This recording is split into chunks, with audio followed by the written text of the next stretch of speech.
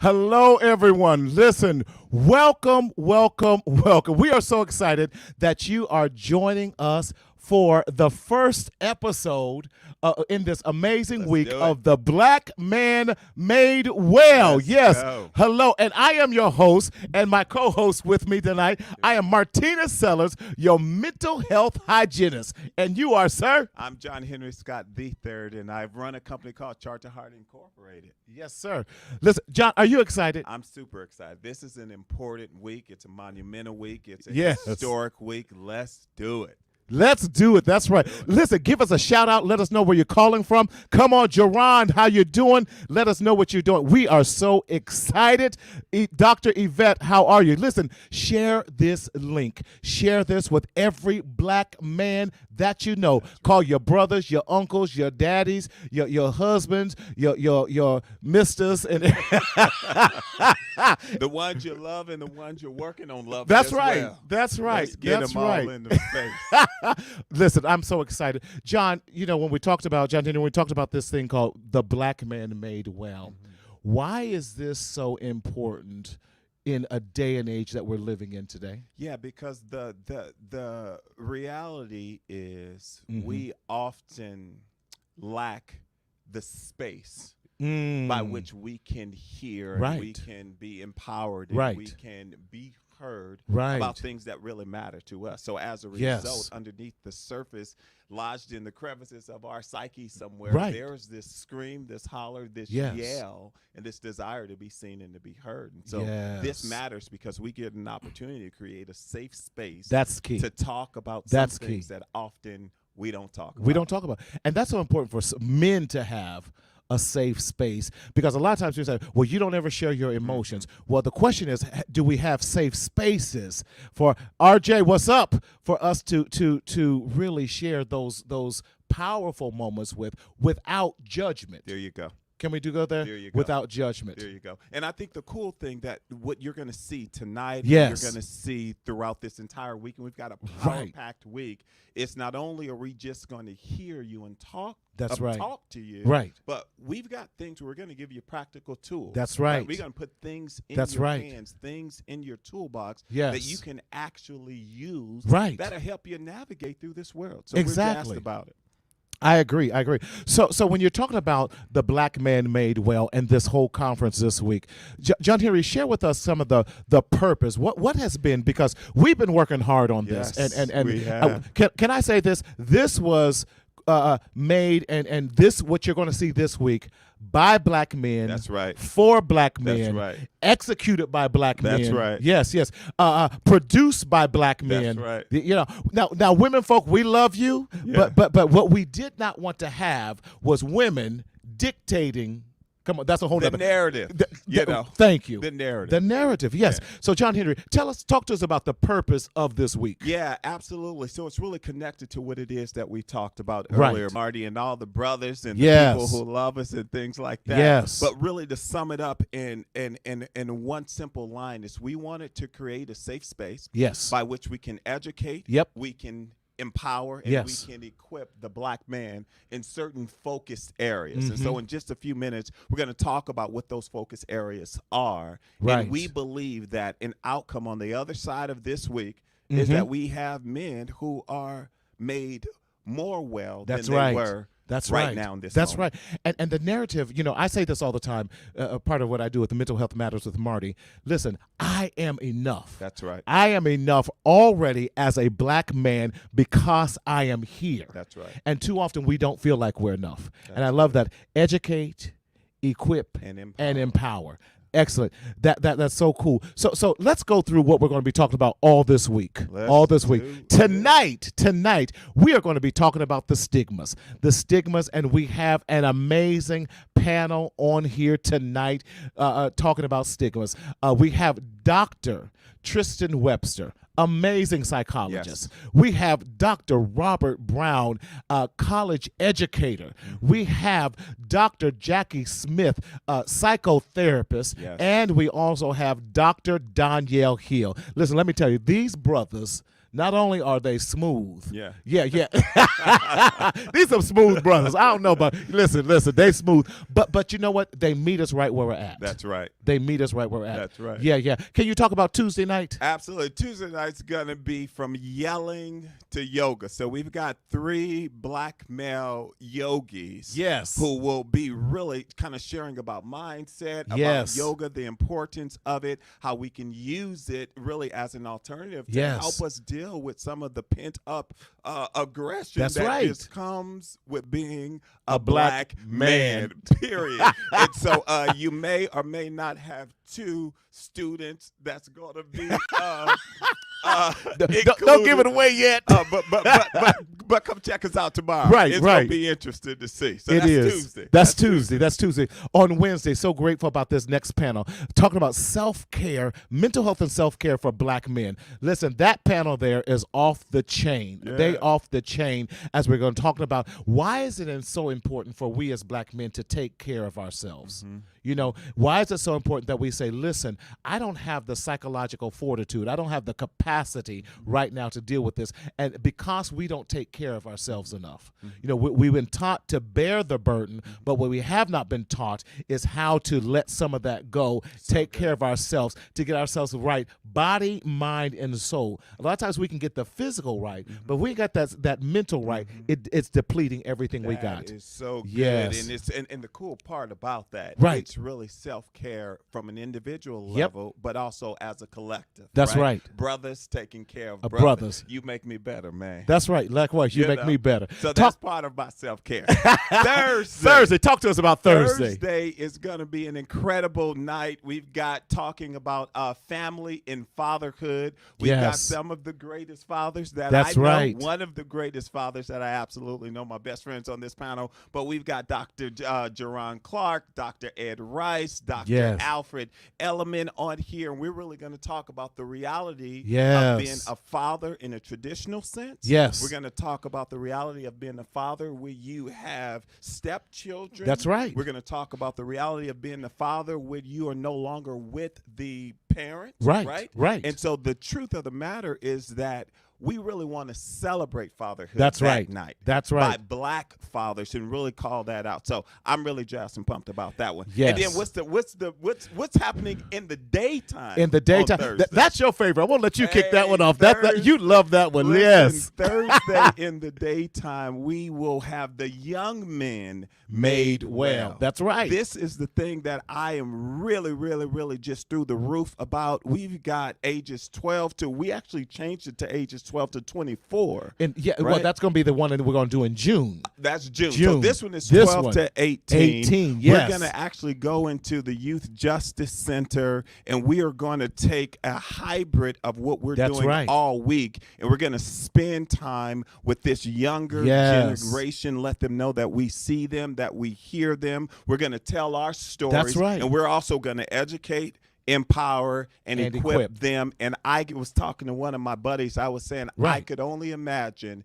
if I would have seen me when I was 13. Exactly. So I'm jazzed about that. And it's so important that we not forget about our younger generation coming behind us, and that we provide the proper model for them. And then on Friday, we are talking about the black man made well through finances and business. And that's so important because so many of us have so many ideas, but we don't have the proper, we're not taking care of our finances. We have not taken care of gotten great business models and everything like that. And that's why we have to make sure that we get this model. And then we want to also do what we call system involved, because, you know, a lot of times when we're dealing with systems, we allow the systems to beat us up. And so we're going to have a panel there helping our black men navigate through the systems, through child support, through probation, and some of these other things that happen with us. So, y'all, this is going to be an action-packed week. And please, y'all, don't let this, just because it's free. So now that brings me to our sponsors, because this could not have happened without our amazing sponsors. sponsors. Absolutely. John Henry, can you share with us our sponsors for this event here? Well, I'll share with you one of them that's quite obvious. Marcel Consulting and Mental Health Services. We're very honored to sponsor we are. But then also Riverside University Health. Yes, Riverside University Health and Behavioral Systems. So we are so grateful for Riverside because they are the major donor in this to make sure that this goes out. So shout out to Riverside University Health Systems in collaboration with the African Americans Family Wellness Advisory Group, which is a part of that, because we want to make sure that we are in the IE. So don't y'all sleep on the IE, that in the Inland Empire of Southern California, that we are working on making the black man well. So we want to give a shout out to them. And also from who originated this, Ms. Linda Hart and the African American Health Coalition. So we would not be here today if it had not been for those amazing organizations standing behind and believing in the wholeness of the black man. Wonderful. Yes. Absolutely. Yes. Absolutely. Action-packed week, John Henry. Full week. So again, it's not too late to register. It's not too late to like and subscribe to the Black Man Made Well YouTube channel. Don't sleep on this, y'all. Get everyone. Listen, call people now because we're going to be on here. We're still dropping knowledge. It's not too late to call, chat, Google some people, get them on the phone. Listen, we can talk about all the bad news, but we don't know how to talk about good news. That's true, right? And you know, this weekend, everybody go have a Super Bowl party, right? So set it off right. Boom. That's it. That's it, right? We have the Black Men, a BMMW. That's watch right. party sometime this week. So let's kick it off. Let's tonight, go. Right? Yes. And so as we are acknowledging this week to be African American Mental Health Week, that's right. It's very important that we kind of find the connecting thread through all of the topics that we just shared. Yes. And one is that there's stigmas. There's stigmas around yoga. There's stigmas around mental health. There's stigma around self-care and finance around our young people. Fatherhood. 100%. Absolutely. 100%. Absolutely. So we want to spend some time tonight really getting a better understanding from some experts here on our panel. And so what I want to do is I want to introduce Dr. Tristan Webster. Dr. Tristan Webster is a psychologist. He's quite brilliant. And he and I have had an opportunity to really spend some time in preparing for tonight. And I believe that just let's bring him up and let's have a conversation with him before we go into the full panel. So, ladies and gentlemen, Dr. Tristan Webster. Doc, what's going on? How are you, man? Doing all right. I'm really excited to be here. Excited. We're happy to see you, man. Good to see you, man. You're looking well. How's the family? Family's great. Family is great. Excellent. It's what we do this for, right? That's exactly. There you go. Exactly. And being a new dad, seeing this through the lens now, not just of yourself, but being a new father is so important. So how's the little one doing? Dude's a tornado. I was walking through the house today just looking at all the little, we have this whole section of just clear, clean house, and then we got toys, just all in piles, just all over the place. It's just. Can I say this? Welcome to fatherhood. Yeah, there we go. I wouldn't have it any other way, though. Yeah, I wouldn't have it any other way. Mm-hmm. Exactly. Beautiful. Black men raising their children. Let's do it. I've been doing it for 26 years. That's right. I've been doing it for 31. Man. Don't tell no one. Man, we good. All right, let's do it. Let's jump right in. Let's get right into it. So, Dr. Webster, why don't you set this up for us? When we start talking about stigmas, what are stigmas? What are stigmas within the context of just being a black man? That's right. Okay, so I think, we're all sort of familiar with different stuff that happens to be stigmatized. There's a lot of stuff that we'll bring up as, this thing or that thing is just weird, or it's just nah, I'm not going to do that. Whatever kind of brings that nah, all that type of stuff is pretty much what a stigma is, right? Mm-hmm. If you want to define it, we're really looking at something that's thought of as negative for our purposes in particular by a group, right? Yes. You can stigmatize on an individual basis, but we're really talking about it as a group in this case, right? Mm-hmm. So making that really simple, the way that I would think about it is, if it's something where somebody's likely to say, "Oh no, he's not acting right," there's something wrong with that dude. Like what they're talking about, the focus of whatever that topic is, that's going to be a stigma, right? Anything you think is going to get your black card pulled, that's a stigma, right? If you hide something away from other people because you're like, I don't know how other people are going to feel about this or how they're going to think about it, different stuff like that. Or even if you don't necessarily make that connection, because you might not be aware of all of them. Just things that kind of make you uncomfortable because just, I don't know about that, right? All that is pretty much what a stigma is. Whatever the topic is, that is the stigma. Wow. So Dr. Webster, let's bring that in. Give us one or two examples, one or two kind of clear examples of a stigma. Stigmas. So this runs a big spectrum because we got little tiny things that are stigmatized. We got huge things that are stigmatized, right? So little tiny thing, right? Going camping, right? Yeah. Something like going camping for Black people in some cases is like, oh no, that's some old like white people stuff, right? I say stuff because my mom's watching. So hi, Mom. Anyway, so it's something like that. It's like, and it's not everybody in our culture who would say like, no, I'm not for that. Like that's not cool. We're not going to do that. But there's still this little thing where it's like there's this stereotype that Black men don't camp or Black families don't camp, something like that. And so there's this little edge like, no, we're not, that's not okay. That's not for us. Right. Oh, that's good. That not for us. That's the stigma. Right. Yes. And then on the flip side, I'm going to go for a really, really big one. And listen, not everything we're going to say here is going to be entirely comfortable, but I'm going to bring up something that's important to think about. We have to deal with it. You're right. We got to deal with it. So something that's really heavily stigmatized in Black culture in particular, gender identity, sexual identity, that type of stuff, right? There's huge stigmas around that where, if you don't identify with the gender that you were assigned at birth, then, there's something wrong with you, right? Or if you're anything other than heterosexual, something's wrong with you, right? So those are some very small and very big examples of things that within our culture get stigmatized. But even when you're talking about that, you're talking about masculinity as well, the definition of masculinity, in those regards. And if you're not an alpha male all the time, then you have to be soft or weak, and that's clearly not the case in so many situations. Yeah, no, I think that's true. Stigmas are serious, right? And I think that often what happens I don't remember who the original author is, but I know Nas said it in that rap, "If I Ruled the World," right? He said people fear what they don't understand, they hate what they can't conquer. I guess that's just the theory of man. And as I start thinking about stigmas, I think it's very important for us to try to understand why they even exist. So, Dr. Webster, I guess that's my next question is, why do stigmas exist? That's good. Oh, it's simple. Like, let's see if we have the graphic to go along with that. We can demonstrate a little bit of how that right there, that's why they exist. All that. Okay. This is my theory, at least. Okay, so this is my hypothesis.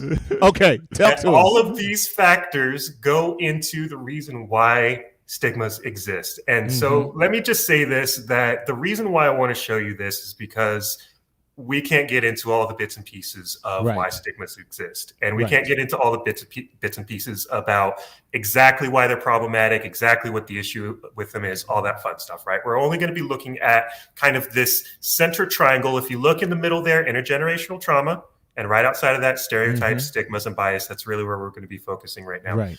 But there's a lot of stuff that weighs into the way that stigmas are built by society at large. There's just a lot of factors that weigh into this. And I want to say side note, because it is important to make sure that this is represented properly. This is my hypothesis, right? This is not necessarily like scientifically tested. We don't have effect sizes for each one of those lines, blah, blah, blah, whatever, Don't worry about that. What's important here is really understanding that there are a lot of factors that go into it. And exactly. I've tried to bring this down to 6 kind of like central points to really kind of deliver kind of what it means for the Black community in particular as to why they exist, right? So hopefully this can be like a quick takeaway as to what's going on with stigmas for us, right? So just to start with, Black people in America have relied on values, like take faith, for instance, right? Community support, careful conduct, how it is that you act, what it is that you do, where it is that you go, different stuff like that for survival. Like it's that critical. Yes. For centuries. Yes. It's not right now. It's centuries old, Yes. right? Black people have learned to identify potential threats from other people because it's meant survival, right? Black people teach one another values, community support, and careful conduct because it matters for everyone's survival. It actually impacts an entire community, how it is that we have to deal with our day-to-day, depending how each one of us is conducting ourselves in the world, right? Right. Huge weight to carry, right? Right.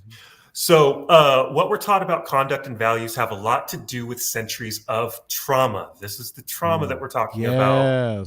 That's in the center there, the intergenerational trauma. We'll get a little bit more into that in just a minute. But, it has to do with a lot with centuries of trauma, not necessarily just exactly what's actually factually right or wrong. And I want to make that distinction. There is a lot of it having to do with trauma means that it's not necessarily actually coming from what's actually factually good for us, even though it might actually feel like it's actually factually good for us, right? It comes down from years and years and stuff, right? Fear and necessity, trauma. Right. Trauma. All this. I love can it. convince Trauma. us of things, right? Right. Fear and necessity translates really to trauma. They go back and forth to one another, right? They can convince us of things. And so it's important really to have another look, but we're not taught how to. We're not really taught how to look at our perspectives and really weed them out as so, we do this because it's actually good for us versus we do this because we were told to do this. And we were told to do this because that's how things are. Right. Yes. And finally, Black people often have less access to ways to reduce trauma, and as a consequence, fewer ways to think about things differently. Dr. Webster, you're talking now. You're talking. Listen, I need y'all in the chat. Come on. If you agree with us, put a 5 up. Give me some claps. Do something so we know that you agree with us. Yes. Come on. Community trauma. That's right. That's right. Thank you, Dron. You know what? I was sitting there and I was thinking, Dr. Webster, you said something that was so significant. You said that oftentimes we're not taught to. Yes. We're not taught to. We're not taught to or taught how to deal with the trauma. Yes. And so as a result, it's very difficult to really kind of eradicate the impact of stigma in our day-to-day experience. And I think that that's really what we want to do tonight, right? Yes. Is that we've got this incredible panel that I don't know about you, I'm ready to get straight to the panel. I know they're right? So good. Because we've got so much that we want to talk about. And I want to hear from the panel because I feel like that was the segue that there. Was actually a segue. It's the taught to. We're often not taught to. Yeah, because Dr. Rita Walker says it this way, and I know you'll agree with me in that regards. Thank you, Keisha. Listen, she says that out of University of Houston, we have so normalized trauma in our community that we can no longer recognize when we are in crises. Yeah. Woo! That's so powerful. It's fascinating, right? It's almost as if the culture that we live in glorifies it. Like, who's doing worse off, right? You're as hard as I am, right? So we wear our trauma as a badge of honor. Yeah, fascinating. Let's hear from the let's bring them. So let's bring them on. And Dr. Webster, we're gonna still continue with that, but let's bring them on as well. Listen, from let's bring on Dr. Robert Brown. Yes, Dr. Brown, come on to the show. How you doing, Dr. Brown? You're on mute, Dr. Brown. Doctor, you're on mute. Okay, now I'm even better. There we go. There you go. Listen, has Dr. Webster been spitting truth to us, man? Hey, I love everything that he was saying. He was on point. He was on point. We do have this bevy, this collection, this plethora of stigmas in the Black community that are given to us intergenerationally that we have to find a way to work out from. Things that are being done to and around us, Yes. and we haven't been taught how to take care of ourselves. Love that. Thank you, Dr. Ryan. Let's bring on some of the more panel with that, if you don't mind. Listen, Dr. Jackie Smith. Dr. Smith. Good evening. Doc, how you feeling? I'm great. Thank you for having me here. Hey, glad to have you, man. Listen, Dr. Webster has definitely began this panel with us and everything. Talk to us about what you're talking about, trauma, too. Tell us your thoughts on trauma in the Black community, especially for Black men. You know, what immediately comes to my mind is that we have to ask ourselves the question, what benefit am I to others in my afflicted state? Yes. Right? And so being that everyone has experienced some level of trauma looks very different for everyone, right? Yes. It's just that within our communities, we've tended to operate under this guise of what happens in this house stays in this house. Yep. And so you attach secrecy Yes. to my trauma, right? I'm already dealing with shame, which is guilt, Yes. right? Which is not necessarily my shame to carry. And so I go through life carrying the secrets, carrying the shame. Yes. Right? Yes. And what am I supposed to do with that? Because I haven't been taught. I haven't been taught, you know. And then the other thing that I'll say, you know, briefly is that some people prefer you to be afflicted because they can benefit from you. They can benefit from your affliction, right? But it's when you begin to get healed that you're no longer beneficial. So then that brings up the issue of, for a lot of Black men, a lot of our relationships are transactional. Don't do it. Stop. Right. Stop. He about to go there. Listen. We got one more to bring on, so we can listen. He about to set the whole place on fire. Exactly. You know, and he just, as he drinks his, as he takes a drink, I ain't mad at you. Listen, let's bring on Dr. Danielle Hill. Dr. Hill. Good evening, everyone. Good evening. Good evening. Dr. Hill, listen, Dr. Jackie Smith almost tried to set it off. Listen, I might be in the Dr. Brown. I was taking so many notes. I kind of missed some stuff. I don't know. Maybe I'm not in the right place because y'all talking good. Like I feel I'm in class. Right. Talk to us, Dr. Hill. What do you feel about the traumas? Well, so Dr. Brown, you hit something that kind of just resonated with me, and I can't shake it for some reason. You said that Black people, they lack value. We lack value by the stuff that we see in our communities every single day. Why is it a badge of honor, or why is it killing each other becomes commonplace? I mean, it becomes so mainstream now. You know, you can't turn on the news without seeing at least 3 Black men have died over the course of 24 hours. Why is that a badge of honor? We don't value life. We don't value what's in us because we don't have people that's depositing in us. We're always got people that's taking from us. So if you're constantly taking from me, I can't value anything. I talked about, you know, the communities that we live in. If this is all we know, then guess what? We're not going to do any more than what we know. And so I believe that, you know, how do we get back to valuing the simple things? How do we value about saying thank you and yes, sir, and and good morning, and I appreciate, or I just thank you for just being you. This generation, this is my opinion. I've been an educator for 27 years, and if today is what our tomorrow look like, God bless America. Exactly. Listen, y'all keep talking us. We're having a little technical difficulty on our end. Don't ask me. I saw, you know, someone raised a really good point. We've been talking about trauma, but I think that we have to define what trauma is. That's good. And, you know, and so, you know, just a basic response is that, you know, definition is that it's an emotional response to a terrible event. And so if I've experienced rape, because, you know, those are things that happen to Black men that we don't talk about. Talk to us, Dr. Smith. Or, you know, and so one of the things that ends up happening is we have Black men who have to grow up pretending like they don't know what's really going on, or they have to pretend like the events they have experienced have not impacted them. Right? And you know, and so the panel, we're a group of educated Black men. But I'll speak for myself and say that there are still moments as a result of things that I've even experienced in my own life that I have to kind of check myself, because I want to make sure, going back to what you said, you know, Dr. Tristan, you know, I don't want to come across as the angry Black man. I don't want someone else to misinterpret how I'm responding to either a situation or an event, or because I found myself triggered. Yeah. Yeah. And I don't know about anybody else, but I find myself triggered sometimes in these corporate situations and these workspaces that I work in. Come on. Yeah, but that's just me. No, it ain't just you. Yeah. But I think that. Go ahead. I just want to say, let me. Oh, go ahead. I'm sorry, Webster. Go, Dr. Webster. Go ahead. Go ahead, Dr. Webster. Okay. I wanted to highlight really that triggering as something that's really, really important to hold on to. Anything that gets you triggered when you find yourself in a situation where you're kind of like, I don't know what's going on here, or you do know what's going on here, but it feels a little tense or something like that. There's a warning sign that it relates to something having to do with trauma. And let me just do something really quick here and add to a definition, because I think sometimes we get really sunk into the idea that for something to be traumatic, it has to be a big deal.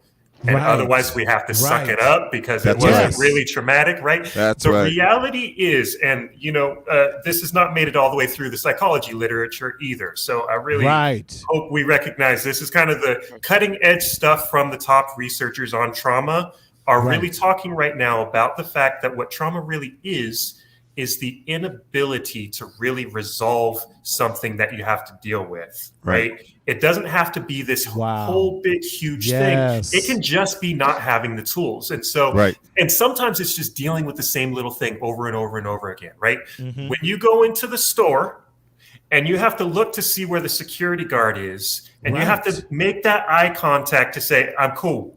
And when you're leaving again and you're like, there's nothing in my hands because you didn't buy anything. You don't have the receipt, but I wasn't here to steal. That stuff right there as it compounds over time, not being able to really have the tools to deal with, man, I have to deal with this every day. That's a trauma. It's called small t trauma. It's not the same as witnessing your near death or something like that, but it's trauma. It's trauma nonetheless. Dr. Hill, you were going to say. Yeah, so Dr. Webster, I'm so glad you said this. So when you talk about trauma, I have to admit, I was having a moment when I saw the flyer come up, even though I've seen them, Marty, but it was like it hit a different way. So we talk about trauma and we don't know how. Well, you talked about resolving it within ourselves. Let me tell you quickly about me. I didn't know how to resolve the trauma of losing my father unexpectedly.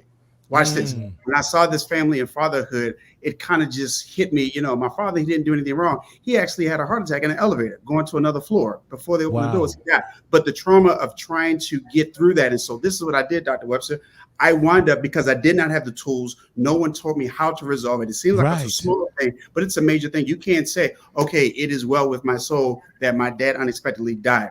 What I recognized in myself, I needed help. And so I went to see a therapist, and the therapist walked me through the process of resolving it with myself. So while it may not be a big thing, but it is a bigger thing if we don't have the tools to actually resolve in ourselves about the trauma, about the loss of a loved one, or anything that we may have. But Danielle, let me go here. Go ahead, Dr. Brown. Go ahead. Well, I was going to say, I'm tying it back into what Dr. Webster was talking about with the stigmas. One of the biggest stigmas specifically for Black men when it comes to mental health and self-care is this stigma that self-care is not for us. We see, we are products of the culture in which we're bred. And our culture, our images, our families, our messages, our friends, we have all of these social media images, stories that tell us that self-care looks like white women in a bubble bath drinking wine. Self-care is not for me. Self-care is not for me, it's for her. And so we have a society. That's good, Doc. I hate to say this, but we have a society that genderized self-care away from us. That's good. And then it's not even if it did, it's not for the Black man. Right, exactly. Dr. Smith, you were going to say? It made me think of how, as children growing up, we were told that children were to be seen and not heard. Yes. So you think about these Black men who have grown up as children. So now you are a grown man, and the expectation is that you be seen but not heard. And so, I do a lot of work, in the religious community with individuals who have dealt with religious trauma and things of that nature. Because when we begin to talk about coping mechanisms and things that we as Black people have used, the faith community, the church has been a significant place. Black folks traditionally didn't go to therapists. We went to Big Mama, we went to the church, we went to extended family members. Listen, or you take it to God in prayer. But the problem with that is that we've had well-meaning individuals minimize what our pain and our suffering has been, because they've not necessarily been equipped to help us walk through it. And so what has happened is we've kind of spiritualized everything, right? And so I'll give you a quick reference. When I'm working with pastors, I had to tell, a pastor that I was working with, because, he had shared with me, well, therapy is something for white people. I have God. Okay, well, but the first therapy session actually took place in the book of Genesis 3:9. Come on. When Adam had come into the knowledge that he had done something wrong, God asked him one simple question: Adam, where art thou? Come on. Therapy asks the same question. Where you at? There you go. Yeah. So let me just speak, right? I'm a whole pastor with a whole therapist. Right. And I am the man I am right now because I found a new therapist who helped me deal with the grief of losing my father 2 years ago unexpectedly. Yes. And I carried grief. And I just said yesterday, for the very first time, I feel like I am shifting from grieving to healing. And it is because I love Jesus and all of this stuff. But I'm very grateful for my therapist as well. It has caused me to make some decisions relationally and everything because I got a good therapist. And so I don't think that it's a dichotomy. If it is a dichotomy, it's a dumb dichotomy. To think that it is either one or the other. Dichotomy. I love but it. It's actually it's actually both and, right? Yes. So we don't want to rule out therapists because we certainly do need our therapists, good ones at that. But we also don't want to rule out the church, right? But because we need them as well. And so it's really finding this alignment to what is going to help us become our full selves, And I think stigma is in there, and that's just like, you don't do it, you just pray, be a strong man, or stop that crying, right? That's what we tell our little boys. Stop crying, stop switching, stop doing all of these things. And I think that we sow seeds of dysfunction in our little boys that the culture then waters as we continue to matriculate through life. Yes. Now, I know your journey, but as a result of going to seeing your therapist, what were you able to do yesterday that you would not have been able to do 2 years ago? Yeah, yesterday I preached in my daddy's shoes. That's what I did. That's right. Before I had them, and I would just put them on, and I would just have this breakdown, and I wouldn't be able to wear them. And yesterday for the very first time, and I credit a lot of it, and I was praying and doing all of this stuff, but it was not until I went and saw my therapist that I really was able to kind of make sense of the grief. That's right. So you then did a connected the spiritual with the psychological, which caused you to move differently in the physical. 100%. Come on now. Let's move on. Amen. Y'all not ready. You're not ready. Amen right there. Amen right there. Right there. That's right. We had some more things that we wanted to deal with that. Yeah. I want to do this. I want to go to Dr. Hill because Dr. Hill, you were talking about something in the pre-show. Yes. And Dr. Brown, you just alluded to that when you were really talking about being a product of our environment. Yes. And so we're still talking about stigmas, but I want you to share that with the men. Absolutely. So in the pre-show, I was talking about sometimes we figure where trauma, stigma, all these things come from is that we only know what we know, right? Right. And so if the world is 100% of all knowing, if you just take a few seconds, say to yourself, how much of the world or how much do I know about everything? Just take a second. And that's people that's even online. How much do you know about everything? So let's say I come back and I say, I know 40% of everything there is to know. Watch this. I know now 40%. But what happens is people don't even realize it. Your 40% becomes your 100% based on the actions that you have. So if you grew up in poverty, if you grew up without a father, if you grew up stealing, lying, cheating, all those things, then you become a product of that, and that becomes the 100% of what you know. So all I know is how to scratch and survive. All I know is how to live without the poverty level. All I know is just to do what it is that I need to do. Thus, we actually hinder ourselves when we don't take hold of new experiences or moving outside of our comfort zone. My story, I left Maryland. I'm an East Coast boy all day long. I live in Oakland, California, 3,196 miles away from in front of my house to where I live at now. And I learned so much about an educational system that, I would be honest, East Coast schools never taught me. So now I can move my needle up. I know maybe about 60% more of education than I did before I moved. It's all about the experience and how you get out of that comfort zone to learn those things in which you don't know. So Danielle, let me do this. Welcome to the West Coast, the best coast. So other than come on, you know what we.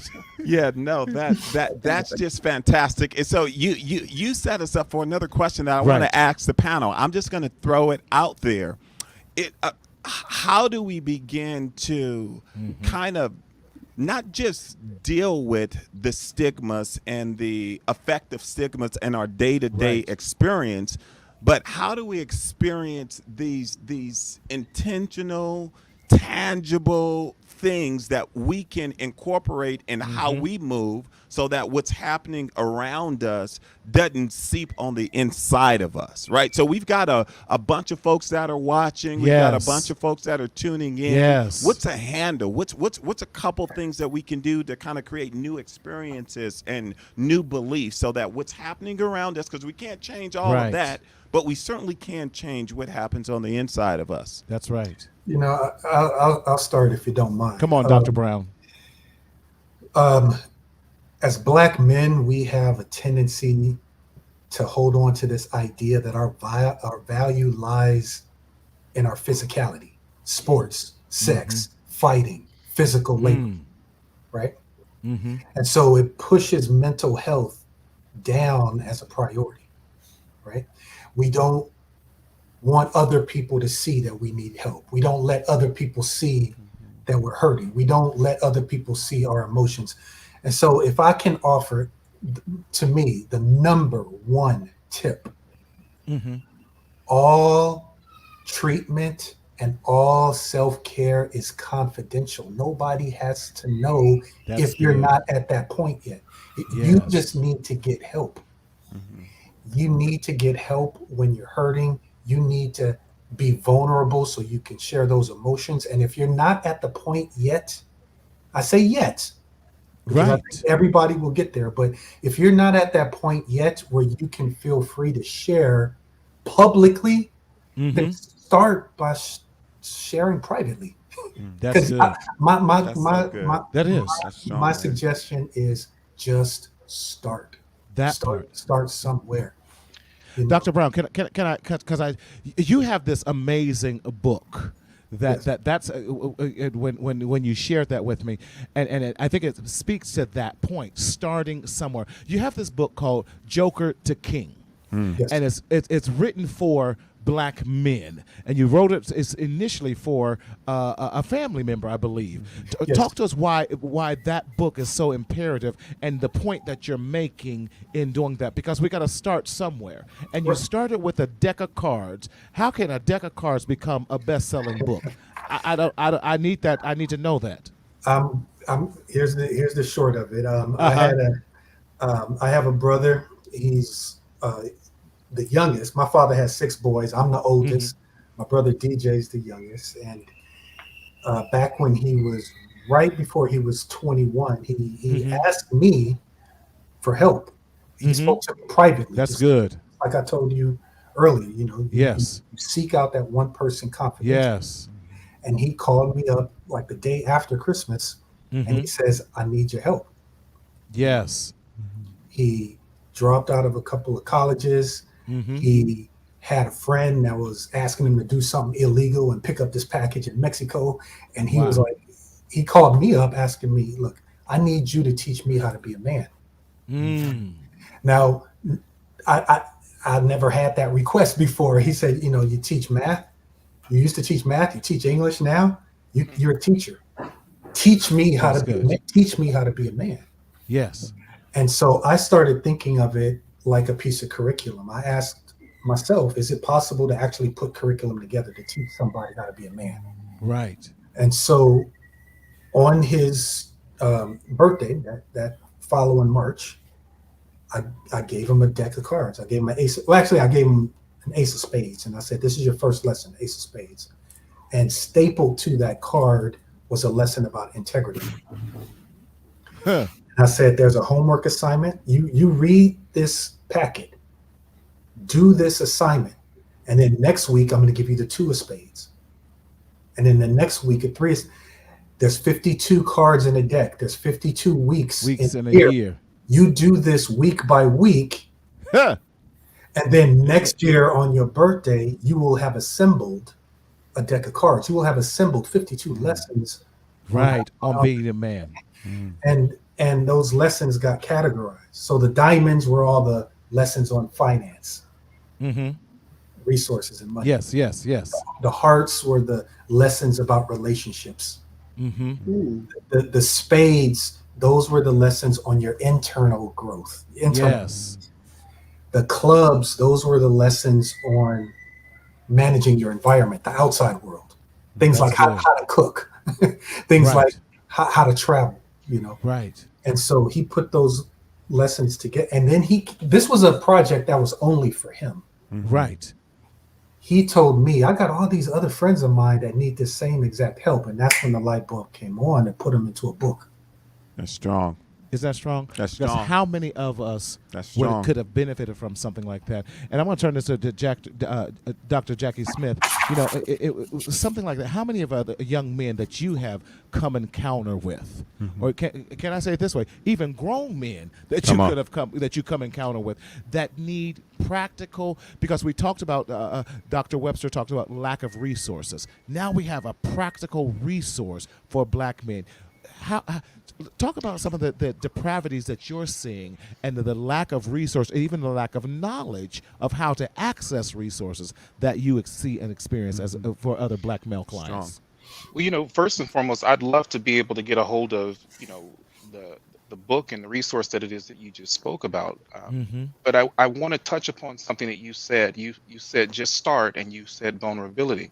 Yes. We have to first change the definition of vulnerability, especially with black men.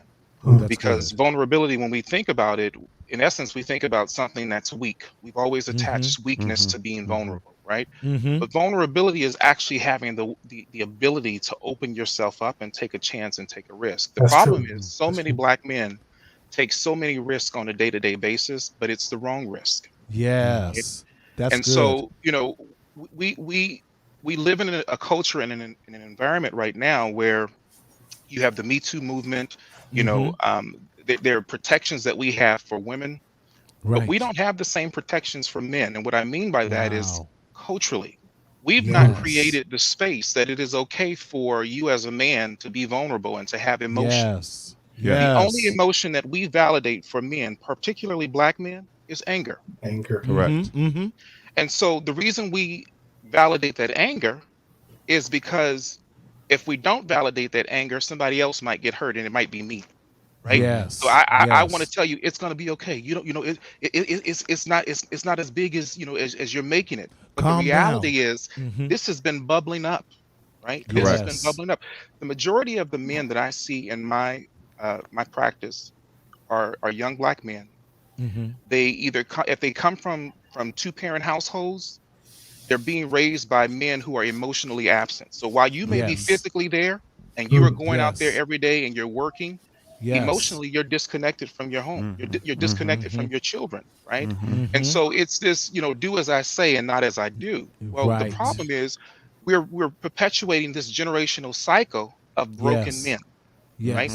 Men who don't have the ability to communicate, men who don't even know how to get in touch with what they feel because it's never been validated. Come on. That's right. And so, I appreciate this particular, platform because we have to remove the stigma, but we also have to remove the shame that comes with black men holding things that they're not responsible for. Come on. It's not your fault that your daddy up and left you. Come on. It's not your fault, and I commend the brother who said, teach me how to be a man. Because so many black men are going Yes. through life and they have so many different representations. It's like a hodgepodge of what they think a man is. Come And on. You're we talking don't talk good, about Dr. Smith. we don't talk about how black men are exploited. Come on. Yes. Come You on. know, Even in our own community. even in Yeah. our own community, girl, as Yeah. long as he's tall, dark, and handsome, and he's sexy, and he can do this, and so on and so Mhm. forth. Okay, but when have you ever created a space for him to be vulnerable and to be safe, where he can lay his head in Right. your lap and Correct. not feel like what he Yes. shares with you, you're going to use against Use him? it against him. Correct. Mhm. Correct. We had enough Delilahs in our own Can I go back? community. Go ahead, Dr. Brown. I was Well, gonna no, I think that was Dr. Hill. Dr. Hill, go ahead. Jump Go ahead, in Dr. there. Hill. My apologies. I was going to tap into something a little bit. Dr. Brown was talking about how his brother came and asked him, teach him how to be a man. And one of the things that I've discovered in working with mentoring programs, being in a part of a Greek letter organization, that common sense is not common to everybody. And so what happened is we take the misnomer that these basic skills that we talk about are given to everybody. There's in my organization, there's a quote that we have that says, "Thou shalt seek knowledge through observing." So then I would put it back on the men that we are talking about, even ourselves. What are we observing? What are we putting into our systems? Are the things that we're internally taking in our system, does that help us to stop fighting against each other? And more importantly, does it help fighting against ourselves? I think our biggest battle is our internal struggles with ourselves, being accepted, being valued, being honored about who we are. And when we can't get to the place of understanding who we are, we're going to always fall in these deficits, gentlemen. I mean, we can talk. It sounds like we could talk forever, but if we don't understand who we are, just as a black man living in a society that's always against us, we will never get to that place where we can have common sense in the everyday things. Yeah, I think it's fascinating, right? When we go in and we think about that, and I was struck by what it is that Dr. Brown said as well when he said, "Come teach me how to be a man." A man. That level of humility and vulnerability is very, very rare. Very seldom will we hear black men who are told to be strong, who are told to be leaders, who are told to toughen up and to do all of these different things. Very, very seldom do we even feel comfortable enough going to, let alone another black man, but anybody to say, teach me. And so I believe that really what lies therein is an opportunity. That if we were saying start somewhere, we go back to that famous saying, or the question rather, am I my brother's keeper? And so my challenge to the panel and my challenge to the brothers is that who are we teaching, right? And perhaps we don't know it all, but there are some things that we do know. And I think that it's incumbent upon us who do know to find someone in realizing that it may be difficult for them to ask to be taught, but to say, here, let me teach you this.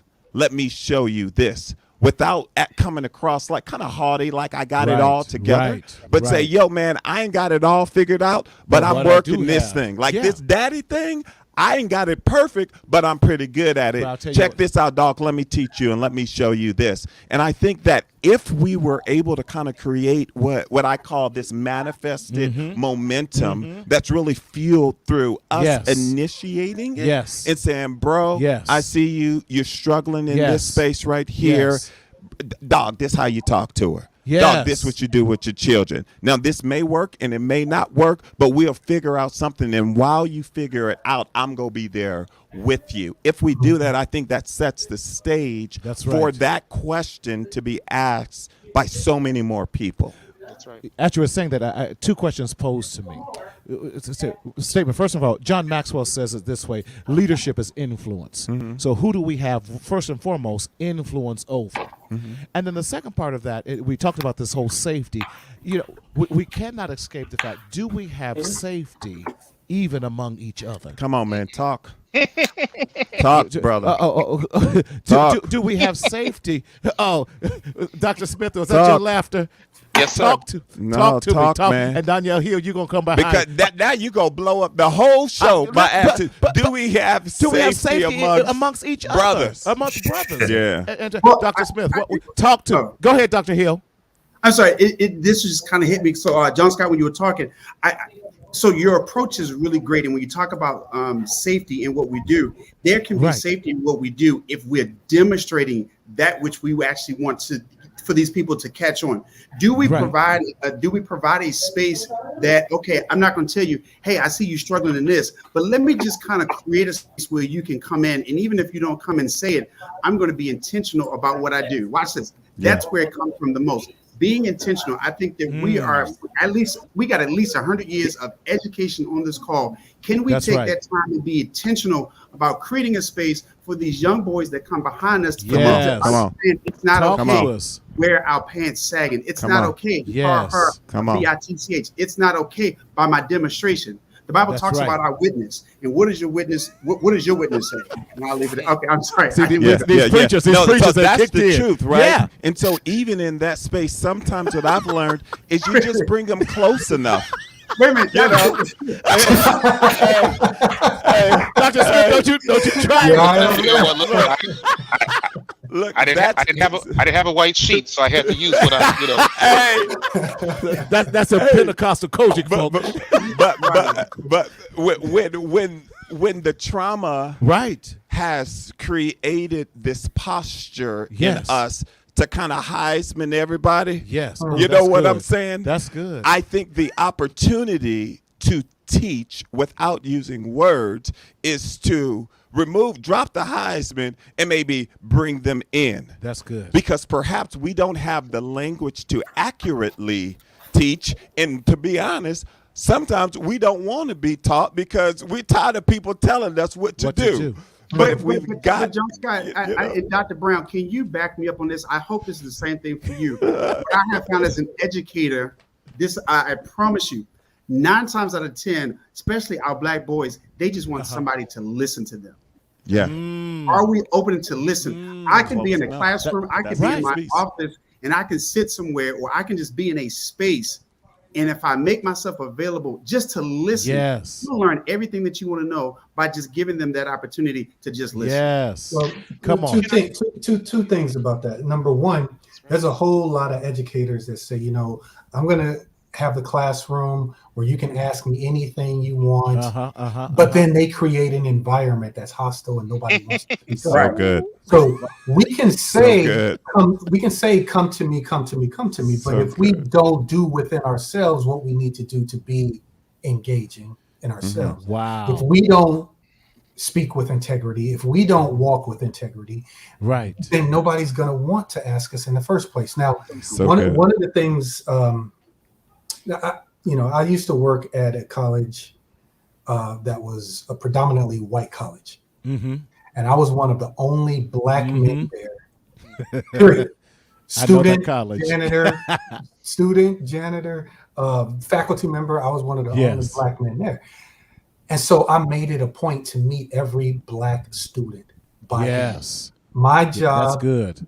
For the first week of class, I'm going to go and just say hi and introduce myself to every Black student, male and female, and everybody in between, and just say, I'm Dr. Brown. That's where my office is. I got chocolate and chessboards and records. You come find me. Coffee. And that's it. That's it. Right. And I became known as the guy with the chocolate in his office. And people you need a granola bar, you need water bottle, Dr. Brown. Yes.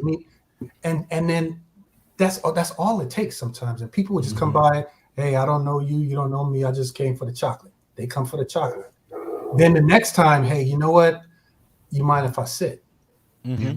Yeah.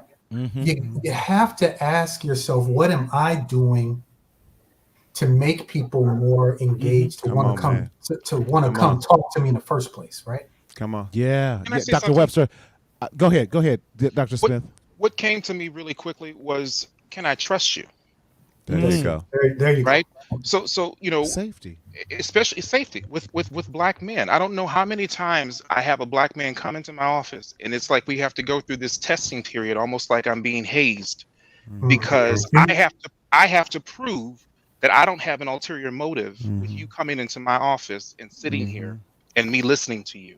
You know, and so how do you create a sense of safety? Because if all I know from a man is that you're going to exploit me, because the last man who told me to trust him, my God, did some things to me that you don't do when you put your trust in somebody. right? What makes you different? You know, growing up in middle school, my middle school principal, Mr. James Taylor, was the only black principal that I had ever had, only black teacher that I had ever had growing up in the San Francisco Unified School District.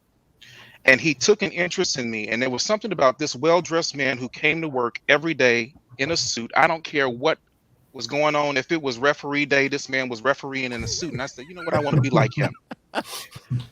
That man took time out with me, taught me how to tie a tie. He taught me how to be a man, you know. And going back to what Dr. Hill said, it was his witness. Come on, and see, it wasn't just Mr. Taylor, you know, in the school grounds. If he saw us out in the community, Mr. Taylor would pull his car over. What are you doing? Get home. You know, we have stopped parenting our communities. We've taken this approach that as long as mine is okay, me and mine, then I'm good. Right. And then the rest of us, you know, fend for yourself. Fend for yourself. Yeah. Dr. Webster, I saw you nod your head a lot earlier, like in the amen corner. So talk to us about that whole safety. What you were saying. What was going through your mind through all that? You're hearing. Y'all, I told you this is gonna be powerful tonight. I told y'all this is gonna be powerful. Y'all didn't believe me. And it's just we're trying to earn our keep. That's all. Right. And this is just Monday night. Opening. Dr. Webster, talk to us. There are two layers that were going through my mind at that time. In particular, what I was thinking, just because, hey, you know, I'm a psychologist, so where's my brain going to go but psychology? What do we do as therapists? That's good. Truly, I mean, the answer may not be very well known by our culture in general, because this is not the thing that we're really into, right? But what do we do primarily as therapists? Any therapist will tell you, create a safe space. That's right. That is what the essential, and I mean, there's so much research on it. The most critical factor in successful therapy is the ability to create a safe space, right? And so really, as we're talking about how it is that we can help other people start to get through these stigmas and start to really move through, you know, really thinking about how it is that we can generate these safe spaces, that really is the critical thing. Yeah. The other thing, and you know, I don't know if I want to bring this up right now because I feel like we might pull the topic in a different direction, but I was also sort of thinking about, it feels like a lot of what we're talking about right now really is that. How do we create space? Which means that we generate something for somebody else to come and benefit from what it is that we are producing, right? That is other people's way to manage to move through and become more vulnerable and go ahead and, you know, face these stigmas and say, you know what, it's going to be all right. Let's explore doing something in a different way. What I feel like we have not answered yet, and I think we really need to get there, is what about you though? Yeah. How do you actually start to move yourself in that sort of direction? And especially going back to what I already said earlier, not everybody's going to have access, right? I would love for every person in the world, but especially minorities and especially blacks, right, to go to therapy, to get the tools. How many have insurance? And, you know, there are therapists, I want to put this out there, therapists oftentimes have sliding scale spots where you can pay whatever it is that you can pay. So that's important to know. Get out there, try it. And that testing period that was just mentioned, if you feel like you got a test, go for it. We're used to it. Do it. Can I throw this quick resource out there? You know, you said how many have insurance. I just got, I'm registered with Therapy for Black Men. They emailed and said they had over $40,000 and some for black men who don't have any type of coverage, that they have a grant out there right now. therapyforblackmen.com that will give black men free therapy, and they will definitely get you connected to a therapist and pay for it. So so I want to share that, because a lot of times we don't know about resources, access to that. There's a great resource right there. Therapy for Black Men. They're giving, thank you so much, Daryl. They're giving free therapy, and they're getting more and more grants because they recognize the seriousness and the importance of black men getting professional help. And since we're on there, Dr. Webster and Dr. Smith, can you guys explain, let's take away some of the stigmas about what therapy is all about. What is therapy?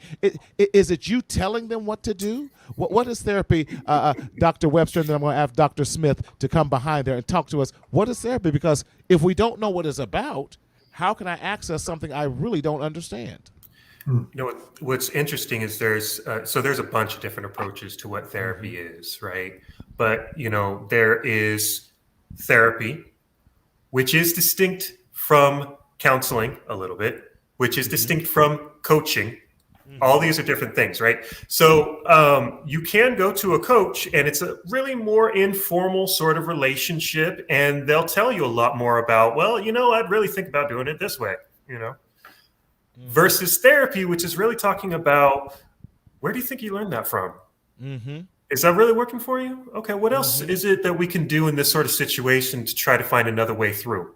Therapy is really about providing you keys and perspectives to try to find your way through what it is that's going on for you. So it's really not a bunch of do this, do that, all that different stuff.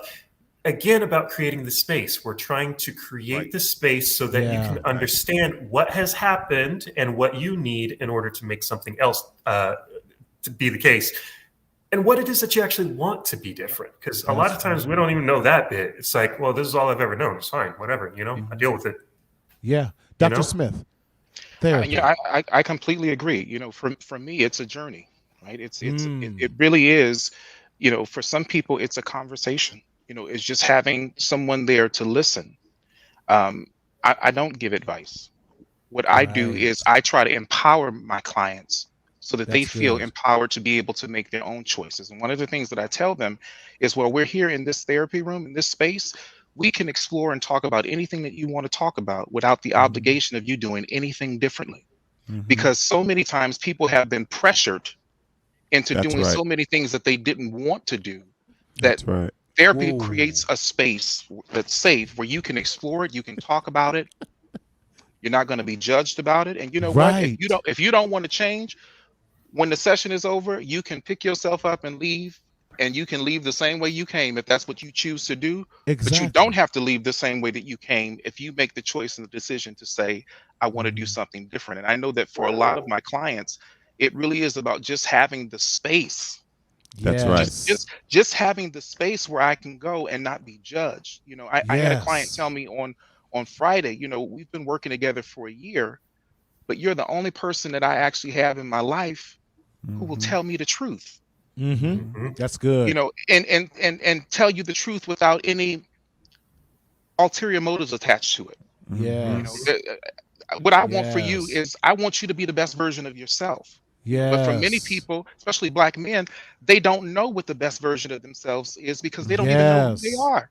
Come on, talk to us. And what have they seen too, right? How much access do we have to seeing different things out there when we're limited in our little bubbles oftentimes, right? Yes. We know the people that we know, and we know what they've been through, and we know what's gone on with them. And oftentimes it's repeating stories, right? Because we're entrenched in this culture. We haven't really talked about what culture is, but we bring it up a lot, right? That's good. What culture is, let me define this really quick. What culture is a set of tools that a group uses to solve everyday problems, right? So let's talk about making tea, right?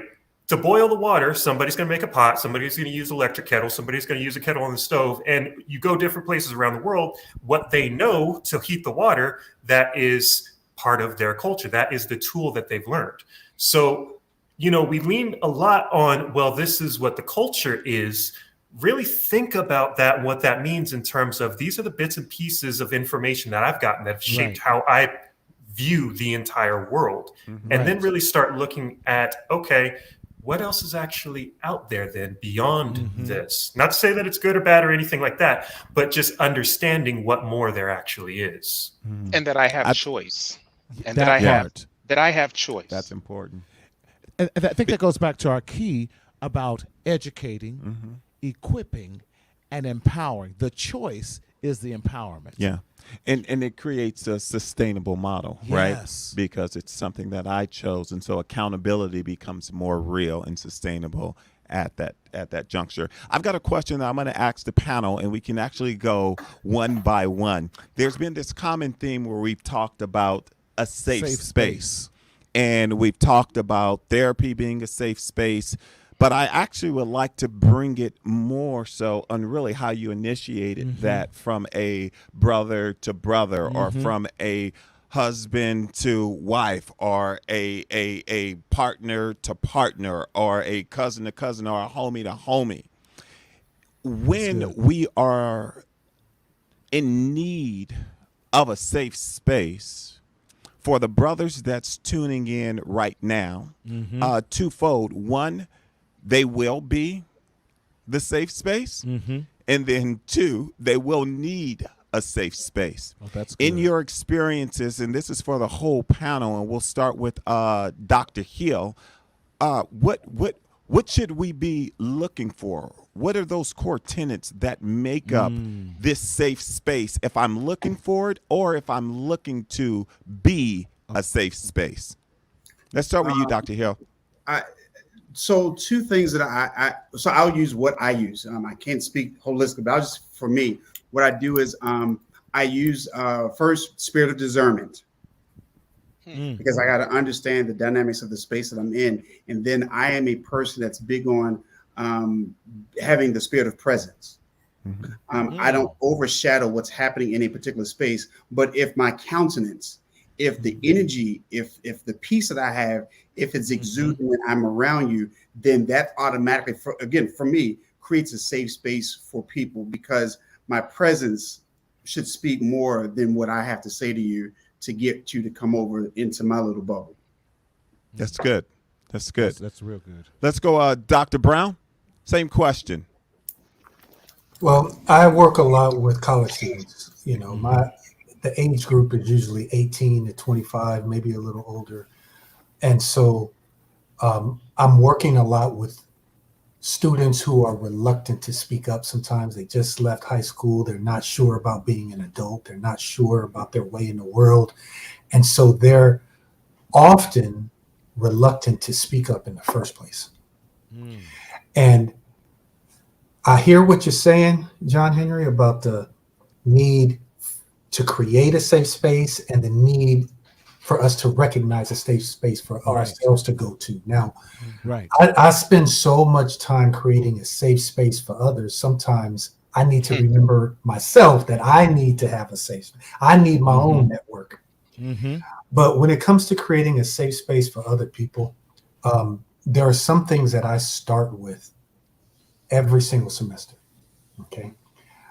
We start first with, tell me your name and tell me just one word. Pronounce your name for me so I know how to pronounce it, and tell me one word to describe how you're feeling right now. Now, those kind of questions are great on the first day because they're low anxiety, they're low pressure. Right. I can tell my name. I can tell one word, and we start there because we got to start somewhere. For me, I have to have the students doing a whole lot more talking than I do by the time the class is over. They got to get to the point. That's good. They got to get to I got to get them to the point where they know that I'm listening more than I'm speaking. That's good. Wow. Does that help a little bit? Totally. 100%. That helps a lot. 100%. Let's go to Dr. Jackie. Boundaries are important to me. And so one of the ways that I think that you establish yourself as a safe space is that people are very clear about what your boundaries are. And one of the things that I share with my clients is that boundaries teach others how to treat you. right? We live in a day and age now where nothing is sacred. So if I talk to you, am I going to find my conversation on social media because you need to get a few likes and you need to get some people's opinions? Can I trust that what I share with you, right? Let's talk about non-therapeutic environment. If we're friends, can I trust that what I'm sharing with you is going to remain between you and I? That's right? good. And as a friend, it doesn't necessarily mean that you agree with everything that it is that I say, but you care enough about me to tell me the truth. I learned at a very young age that a friend is somebody who won't lead you into danger. Come on. And I think that, as Black men, we have so many different things that we're battling on a day-to-day basis, and we're fighting. I don't need to fight with my brothers. What I need is a safe space to be able to say, this is what I'm going through. If I'm struggling in my marriage, I need you to hear me, right? You may not know what to say, but I need to know that I can come and talk to you, right? And if the only thing that you can say to me is, you know what, I'm here for you, or man, I'm going to pray for you. I don't know what to do, but just know, that I'm here for you. So setting boundaries, being consistent, right? Come on. I think that the key word is being consistent. Come on. Because if all I know is the inconsistency in a man, how can I trust you? Because I don't know what version of you I'm going to get from day to day. You touched on something right there, but I'm not going to touch on it. Dr. Webster. So How about to lose your moderator?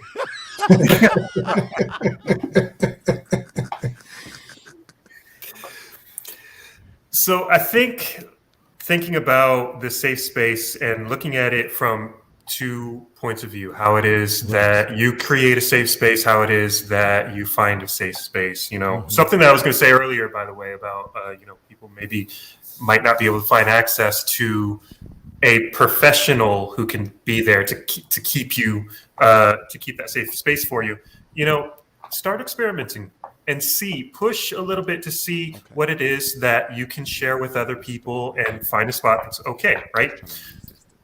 That's that, right? What you're looking for, though, in a safe space, I think, is I want to boil down to 4 tenets.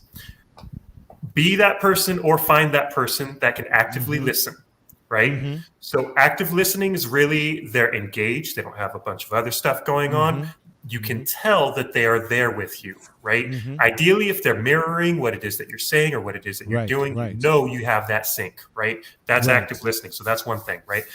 The next is being curious. So I think one thing that gets in the way oftentimes is people really listen to respond instead of, and they really want to talk about look, this is what I know, this is what I got, whatever, let me throw all this stuff at you. Not really listening to just be like, oh man, so what is that? What's that about?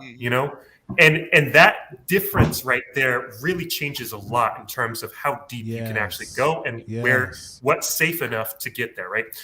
The next is reverence. So, and that really came from Dr. Hill really talking about, or no, I think it was actually Dr. Smith talking about, things being sacred, really taking that moment to sit with yourself and think, how is it that I'm going to treat this information? What am I going to do with it? Taking it seriously is a big deal. A lot of people, going back to the stigmas right here, right? A lot of people don't want to be bothered, right? Because what does it mean when you're actually bothered with something, right? That kind of engagement it can be a bit uncomfortable because that right there is like, oh, okay, so we're really going to go there, right? Me and this other dude right here are getting really deep right now. Like, what does that mean? Right. And that type of stuff really starts to, freak people out. But if you can sit with that for a second, just be like, this is important and just let it be that. That's important. And the last piece, empathy. Probably the most crucial piece of all of the above is really empathy. So really what empathy is distinct from sympathy.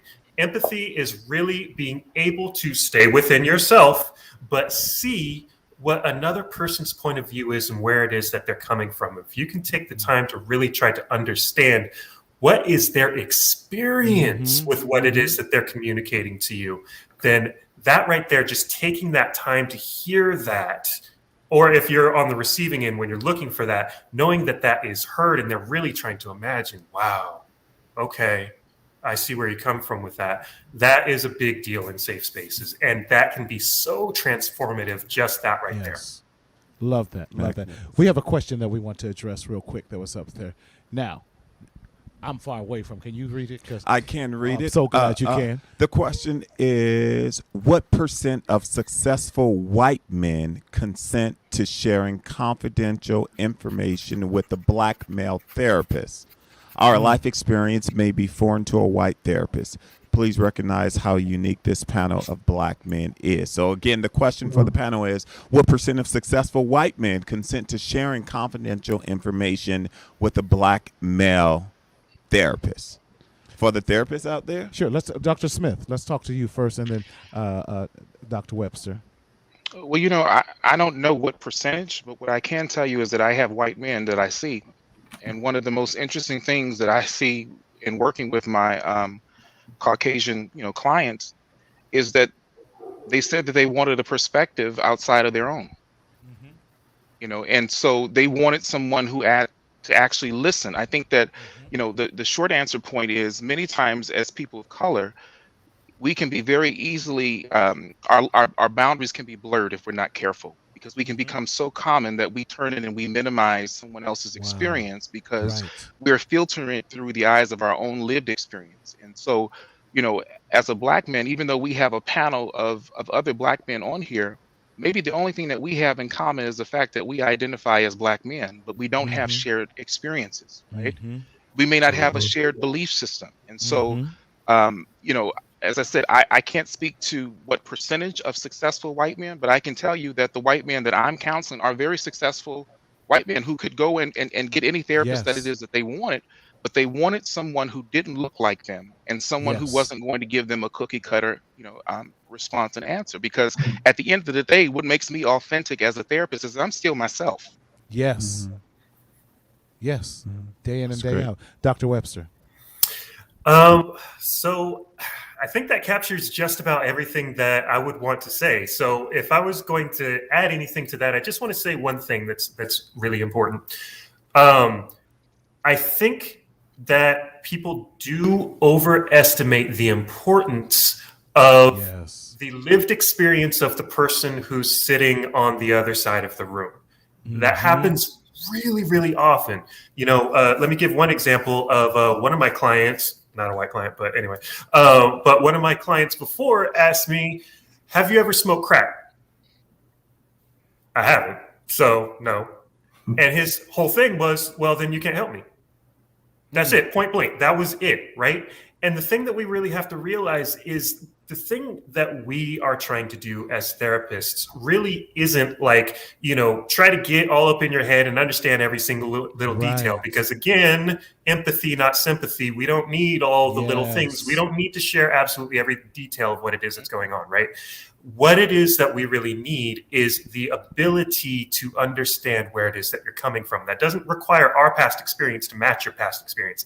In fact, if it's too well aligned, it can be a problem. Yes. And that can actually be reason to refer out. So really, just to sort of wrap up that answer, I've had plenty of clients of all different races, white included, black included, and the entire thing that I think is my job in that instance is to really bring to them an understanding of their own experience in the world. Now, does my blackness help in some of those instances? Probably, but that is only critical to those who really make it critical themselves. And so that's great. It's kind of, so good. And if I can just even share my experience, what happens a lot of times too, I'm in alignment with both of you, and I've had several white men reach out to me because I was a black therapist, a black male therapist, and they, like Dr. Smith has said, they wanted a different opinion. I even had one who was actually extremely racist with me and said, well, I don't like black people, black men, and what are you going to do, and then what can you help me? I said, well, I don't like ignorance, so we're very even, so let's start the session. And I became his I mean, he came at me. I'm gonna come back at him, and then I'm gonna give fact for fact. That was his personal fact, and my personal fact was I don't like ignorance, and so I became his favorite therapist, and I couldn't shake and get rid of him. I'm like, well, we have completed the goals that we have done. So, Brother Marty, was you a little triggered? I was, Right. Just a little bit. just a touch, just a touch. all the time. It's the stigma of black men clapping back. You say something to me, I gotta say something to you. Oh, but I said it in the most professional way. As a therapist would. Listen, we have had, man, I can't believe, listen, our time is up. We could start this. Gentlemen, you know what? This has been great. And I think this conversation has to continue. And somehow we're going to continue this dialogue. And I don't know what it's going to look like. But audience, this is not going to be the last that you've seen of these brothers, because I think we've just barely scratched the surface. I would say pass the offering plate, because we're going to need some more funding, because these gentlemen have very high ticket price values, and they deserve it. They deserve it, because we're not going to minimize what we do as well. Yes. Don't you speak in tongue on here. But let's start here.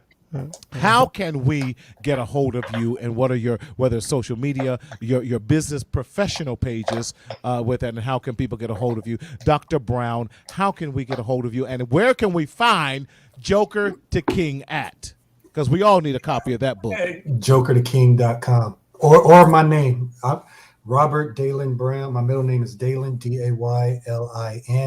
So if you type Robert Daylin Brown anywhere on the internet, you will find me. RobertDaylonBrown.com.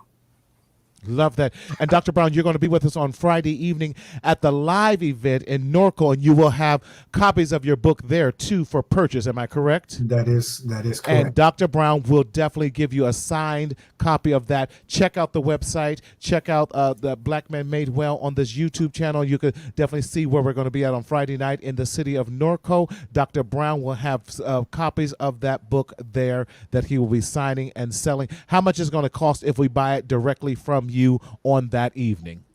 I keep it simple, $20. But love it. But there's sliding scales. I want the information to get out there. So if you don't have $20, come by and get the book anyway. Now, if you got $20, don't come by and give me the hookup. We got to stop hooking folk up. That's able. The information needs to get out there. Will you take an EBT? I'm sorry. Dr. Hill, how do we get a hold of you? Dr. Hill. I'm just saying, I'm asking for the brother that got an EBT card. But whose name Hill. is it in? Whose name is it in? Is it in your name, or did you buy it from somebody? No, sir. Right. Okay. Dr. Hill. You can find me on Facebook or email me, danielhill@gmail.com.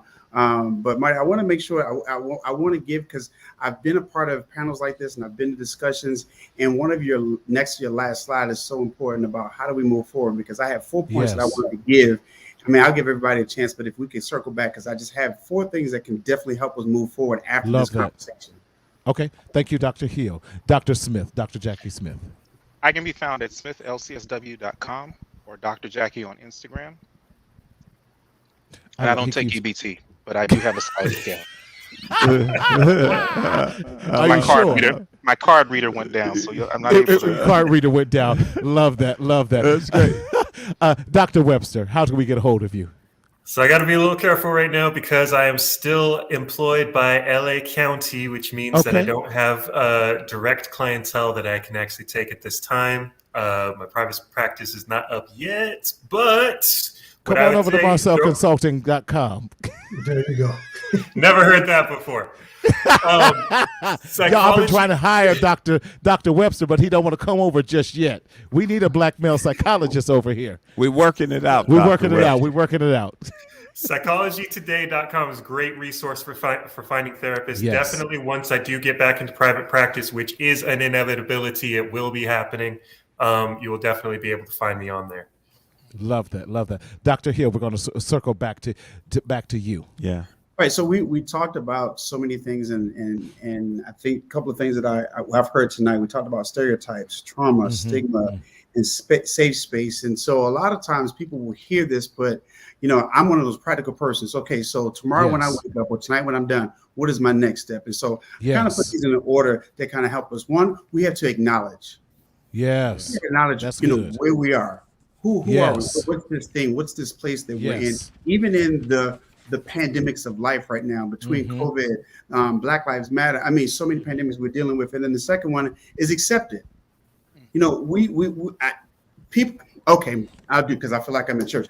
I have gone through life sometimes not accepting the reality of certain things in my life. So we got to get to a place of acceptance. And the third thing is resolve it. Okay, you've accepted it, you've acknowledged it. Now, are you going to resolve the place where you are? And the last one, which is so important, is start the work. We have great people on this call. We have given advice, suggestions, recommendations, and contact information that if you want to start the work, reach out to somebody. It says nothing about you, good, bad, or indifferent, if you don't, if you want to see a therapist. It doesn't even have to be a therapist. If you have a Dr. Brown in your school, I'm talking to you. Right. Stop by and get some chocolate in the conversation. Come on. If you decide you're in San Francisco and I'm at the school that I won't name, and you just need a presence, an ear to hear, do it. I think that's the most tall-telling one, because we can get all of these tools, but then we don't want to do no work. So it's not always the white man. It ain't always everybody else. It's what you're doing with yourself. I fully agree. He just really set up. I know. He came out to the closing. He set the whole thing up. Yeah. I was gonna just tell a story about if you're homeless and I buy you a brand new house to give you the keys, but if you never use the keys, you're gonna still be homeless, even though I just gave you a brand new house. Right. But tell it. He's got the keys to. We're trying to give him the keys to the kingdom. What'd you say, Dr. Hill? I wasn't trying to go to church, but it's so essential that we just do the work. Yeah. Appreciate the doxology. I appreciate the doxology right there. Right. Look, the preachers is doing this. I'm sorry. It's great. Listen, John Henry, have we had an amazing time tonight? Man, let me tell you, when we started planning this, literally about 2 months ago, we only could have imagined. We knew the impact that we would have. That's right. But to be able to bring content, tools, conversation, exposure at this caliber is very, very rare. And that's coming from I've been around a couple places on this earth, and I don't think that I've been part of a panel of this caliber of people who I agree. I have been equally impressed and also strengthened by. Yes. So if that's me, I know everybody else is. That's right. Also, that's right. Very grateful. This is just Monday night, y'all. You heard the doxology: to acknowledge, to accept, to resolve, and to start the work. And we can start the work. We want to give you some acknowledgement. Listen, you heard from Dr. Jackie Smith. Listen, MarcelConsulting.com. We are here to support you in your therapy needs. Black Therapy for Black Men, another amazing resource. Psychology Today, another resource.